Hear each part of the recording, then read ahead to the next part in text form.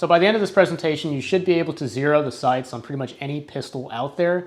The only exception to that would be on pistols that have what I consider to be truly fixed sights, like the Smith & Wesson Model 36. As you can see, the rear sight is basically just a trench carved out of the frame, and the front sight is integral to the barrel. So I would really recommend just not touching the sights on these pistols at all. But in the case of something like a Glock, in most pistols out there, you're going to have dovetailed sights, at least on the rear sight. And here you can see the Glock has a dovetailed rear sight and a fixed front sight. So it's a very common setup. Most pistols out there these days are going to have some kind of dovetailed sight, which means that they are easily windage adjustable. But in this video, I'm going to teach you also how to adjust the elevation and how you can determine exactly how much you need to move your sights in order to achieve the desired point of impact for a given point of aim at a given distance. So when it comes to zeroing anything, the first thing we're going to do is we're going to pick the distance that we're going to zero at. I choose 25 yards and I shoot at a B8 bullseye typically. And I want my Glocks, I specifically want my Glocks because I shoot them in GSSF matches, to shoot point of aim, point of impact at 25 yards, also known as center hold. I want to be able to just hold center and my shots will hit exactly where I'm aiming at 25 yards. So I've picked my distance. I'm going to go ahead and shoot a group at 25 yards. And then we're going to determine how far off our point of impact is from our point of aim. I went out, I shot my G17L after putting on these aftermarket iron sights that were graciously provided to me by Tag Precision. These are actually really, really nice sights. So when I went out and shot this Glock 17 at 25 yards, I determined that I was 5 inches high and 1.5 inches to the right. So when it comes to knowing which sight to adjust and what direction to push that sight, there's a few basic principles. So we've shot our group, we were aiming center mass. I want my impacts to be in the center of the target, so my point of aim was center and I want my point of impact to be center. This acronym right here, FORS, FORS, stands for front, opposite, rear, same. What that means is if I move my front sight, it'll change the point of impact in the opposite direction. So if I move my front sight to the left, it'll change my point of impact to the right. If I move my front sight up, it'll change my point of impact down. With the rear sight, the direction that you move the rear sight will change your point of impact in the same direction. So if I move my rear sight to the left, it'll change my point of impact to the left. If I lower my rear sight, it'll change my point of impact down. If I move my rear sight to the right, it'll move my point of impact to the right. And if I move my rear sight up, it'll change my point of impact up. So in the scenario that I shot, I was aiming at 25 yards. I shot my 5-shot group and I determined that my group was 5 inches high and 1.5 inches to the right. So that means if I wanted to adjust for this, I would either raise my front sight, which is not really realistic on a Glock. You typically have to get a whole new front sight that's taller if you want to do that. So I'd either raise my front sight or I would lower my rear sight. And to correct for windage, I would move the rear sight to the left or I would move the front sight to the right. Realistically, again, the front sight design of the Glock makes it impossible to adjust it for windage, but theoretically I could move that front sight and adjust my point of impact windage wise. In reality though, most of us just end up drifting the rear sight left or right to suit our windage. So now that we have the principles out of the way, we move our rear sight in the direction we want the impacts to move. We move our front sight opposite in the direction of what we want the impacts to move. Now in order to determine exactly how much we need to adjust our sights by, we're gonna have to take a few measurements on the pistol itself. So that means we're going to need a couple of measuring tools. Number one, we're going to need at least a 12-inch ruler, a 12-inch scale, something that's long enough to measure the sight radius of your pistol. We're also going to need a set of dial calipers or a depth micrometer or something we can use to determine the height of the front and rear sight, as well as how far left or right the sights are sitting in the dovetail relative to the slide. So now we're going to take our ruler or our scale and we're going to measure the sight radius of the pistol. That's the first measurement. On a Glock 17L with this particular set of aftermarket sights, I'm measuring from the rearmost position of the rear sight to the top of the front sight, and I determined that my sight radius on the Glock 17L was 8 1/8 inches. In decimal, that's 8.125. Now the other measurements we're going to need is the distance that we shot at in inches. So 25 yards is 900 inches. Then we also need to know how far off we are in terms of point of impact. So we already knew I was 5 inches high and 1.5 inches to the right. So now at this point, what we need to do is we need to find our sight radius factor. And we do that by dividing the distance we shot at by the sight radius. So that'd be distance over sight radius. On this particular pistol, at this particular distance, our sight radius factor is 110.7. In order to determine our sight correction, we are going to take our point of impact and divide it by our sight radius factor. So we were 5 inches high, so we need to take 5 and divide it by 110.7 to give us 0.045 inches. That means we need to make a sight correction elevation-wise of 0.045 inches. Now, I already determined that the only way that I can do that is by raising the front sight or by lowering the rear sight. So if I wanted to, I could take the measurement of my front sight using my micrometer or my calipers.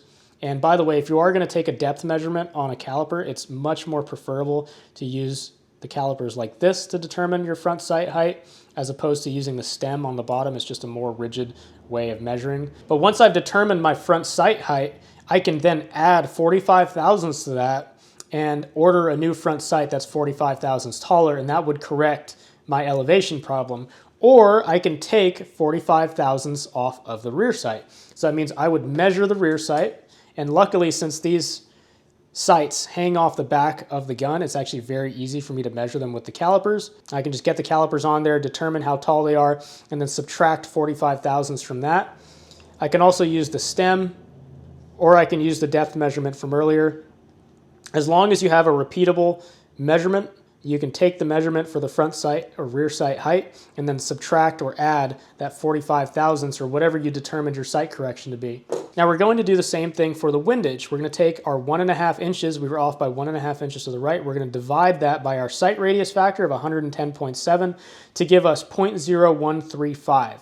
And because we were off to the right, we determined that I was going to move the rear sight to the left to correct for that. So then I would take my calipers and I would measure how far in the dovetail it is from the side of the slide, and then I would add 13 thousandths to that, and then I would either take a brass punch and hit this rear sight to the left and then measure it again until I move it 13.5 thousandths, or I would take a sight pusher and determine how much that sight pusher pushes the sight per turn.